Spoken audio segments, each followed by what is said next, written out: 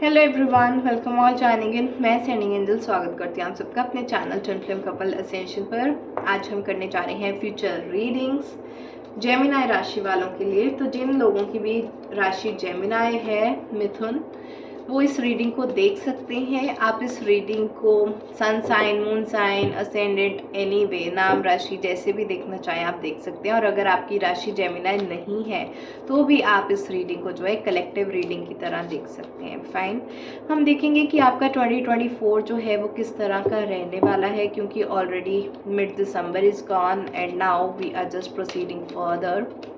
तो हम देखेंगे कि 2024 में आपकी हेल्थ कैसी रहेगी, आपका करियर कैसे रहेगा, आपकी लव लाइफ कैसी रहेगी, और उसके साथ हम एंजल के कुछ स्पेशल मैसेजेस भी देखेंगे। तो divine please guide me, Gemini राशि वालों की हेल्थ कैसी रहने वाली है।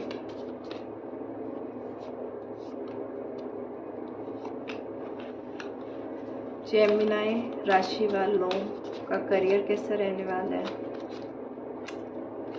करियर में मुझे लग रहा है वर्कलोड बहुत ज़्यादा होगा आपके पास, बहुत ज़्यादा, टू मच। इतना कि हैंडल नहीं होगा। कुछ चीज़ें, कुछ प्रोजेक्ट्स वगैरह खराब भी हो सकते हैं।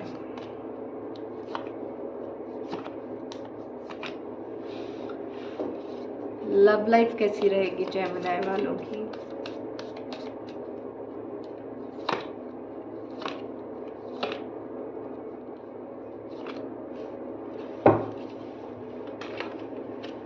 Divine guidance, angel messages for Gemini.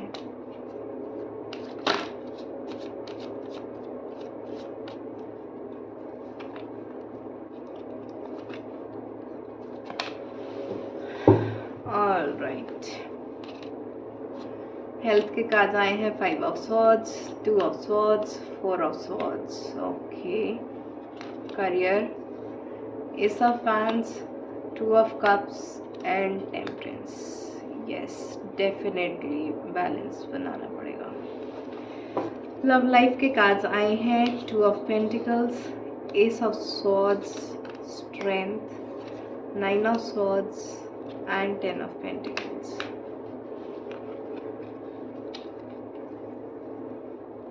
और एंजल कार्ड्स आए आपके fairies, law of attraction and release.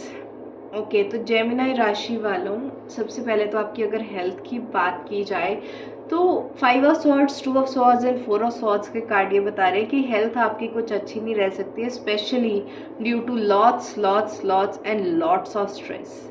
ठीक है, बहुत ज़्यादा स्ट्रेस हो सकता है जिसकी वजह से आपको हेडेक्स हो सकते हैं, माइग्रेन्स हो सकते हैं, थर्ड आई पर आपके इविल आई साइकिक अटैक्स वगैरह हो सकते हैं, कुछ ऐसा नेगेटिव एनर्जी हो सकती है, एंड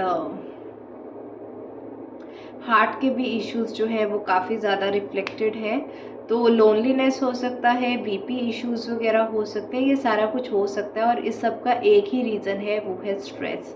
तो जितना हो सके 2024 में अपने आप को स्ट्रेस मैनेजमेंट के लिए जो है वो आपने इनकरेज करना है। स्ट्रेस मैनेजमेंट की आप मेडिटेशंस करो, कुछ प्राणायाम्स करो, ब्रीदिंग एक्सरसाइजेस करो, एक वो जो काउंटिंग मेथड होता है कि आप रिवर्स काउंटिंग करो, उससे आपका एंगर भी रिलीज होता है एंड स्ट्रेस भी रिलीज होता है, कामिंग इफेक्ट आता है। स्ट्रेस के लिए आप काफ़ी ज़्यादा जो है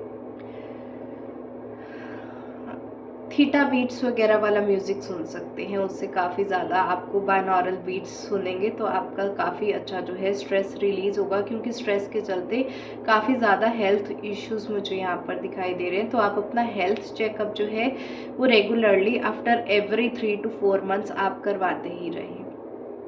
ठीक है, स्पेशली जिनको क्रॉनिक इश्यूज हैं, जिनको बीपी शुगर वगैरह की ट्रबल है, तो एवरी 3 और 4 मंथ्स आपने अपने ब्लड टेस्ट करवाने ही करवाने हैं, जस्ट टू नो कि एवरीथिंग इज फाइन और not.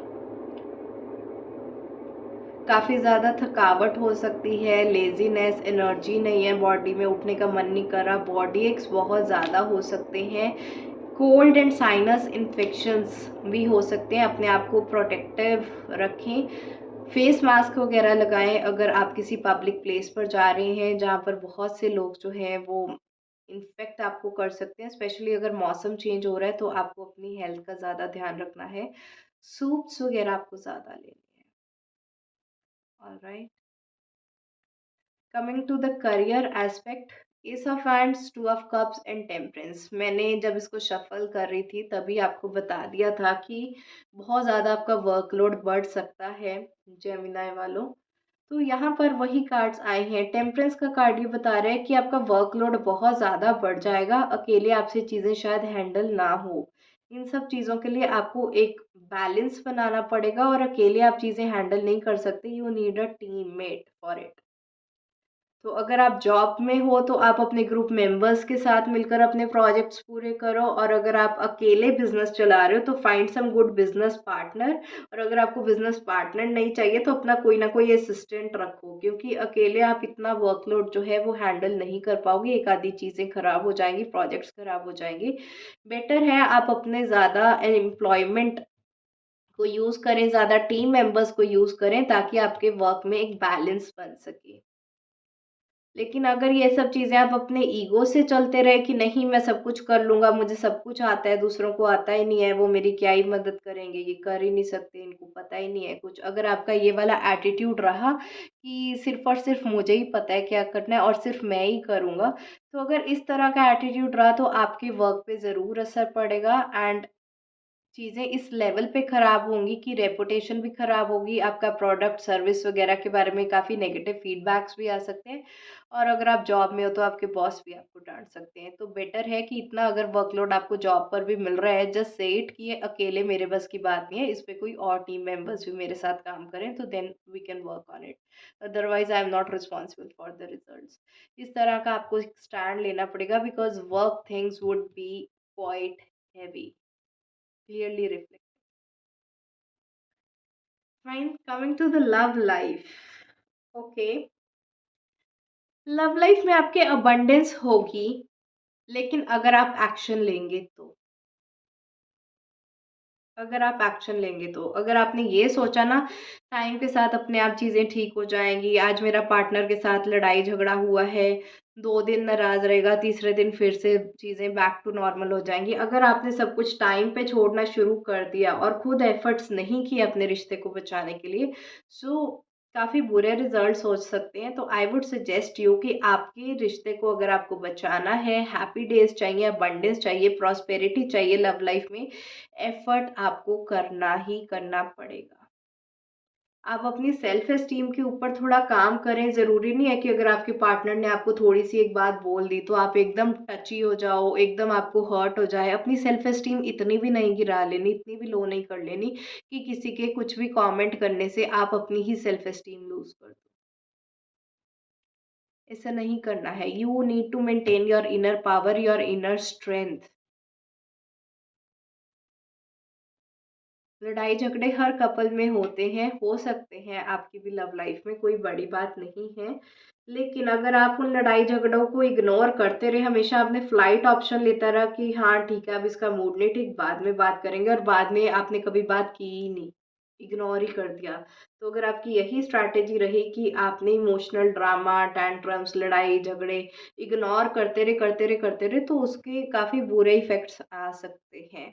Even some people can go into depression also due to overthinking, depression and anxiety due to your relationship stress. तो अपने आप की वैल्यू बढ़ाओ, अपनी सेल्फ एस्टीम बढ़ाओ, अपनी रिश्ते में एफर्ट दो। अगर चीज़ें खराब हो रही हैं उसको अमेंड करने की कोशिश करो, रिपेयर करो अपना रिश्ता, तब अबंडेंस आपको मिलेगी। जेमिनी वालों के लिए थोड़ा ये एक स्ट्रगलिंग सा ईयर मुझे यहाँ पर लग रहा है। वर्क स्ट्रेस है, फैमिली लाइफ में स्ट्रेस है, स्ट्रेस की वजह से आपकी हेल्थ भी इफ़ेक्ट हो सकती है। तो थोड़ा ट्रबलसम पीरियड रह सकता है जेमिनी वालों के लिए, but we have something for you. Angels का यहाँ पर आपको ये मैसेज है कि जितनी भी ये चीज़ें आपकी लाइफ में अगर खराब होंगी, तो ये आप अपनी नेगेटिव एनर्जी से खुद ही अट्रैक्ट कर रहे हो। एंजल्स यहाँ पर आपको मैसेज दे रहे हैं कि जितना आप लोअर एनर्जी में वाइब्रेट करते रहे, उतनी ही चीज़ें जो है इस तरह से खराब होती रहेंगी। आपको अपनी ग्राउंडिंग करके रहना है, ठीक है? जितना आप अपनी ग्राउंडिंग करोगे, स्टेबल रहोगे, अर्थ एलिमेंट से कनेक्ट करोगे, बेयरफुट वॉकिंग करोगे, अपना रूट चक्रा बैलेंस में रखोगे, नेचर से कनेक्शन बनाओगे, उतना ही आपका स्ट्रेस कम होगा। स्ट्रेस भी कम होगा, आपकी लोअर एनर्जी जो है वो पॉजिटिव एनर्जी में भी जो है हायर एनर्जी में जो है वो ट्रांसफ़ॉर्म होगी। एंड ये सब करके जो है, जो भी चीज़ें आपको नेगेटिव टॉक्सिक चीज़ें लाइफ़ में सर्व नहीं कर रही, आपको उनको रिलीज़ करना पड़ेगा। अगर आपने ये बातें पकड़ के रखी पार्टनर की, फिर आपके लिए प्रॉब्लम है। लड़ाई झगड़े रिलीज़ करो, टॉक्सिसिटी रिलीज़ करो, अपनी ग्राउंडिंग आपको करना ज़रूरी है। ऑरा क्लींजिंग बहुत ज़्यादा ज़रूरी है जेमिनी वालों के लिए। मेडिटेशंस बहुत इंपॉर्टेंट है, specially chakra meditations and stress management meditations. Stress management meditations तो आप आज से ही शुरू कर दो। Make it a part of your life.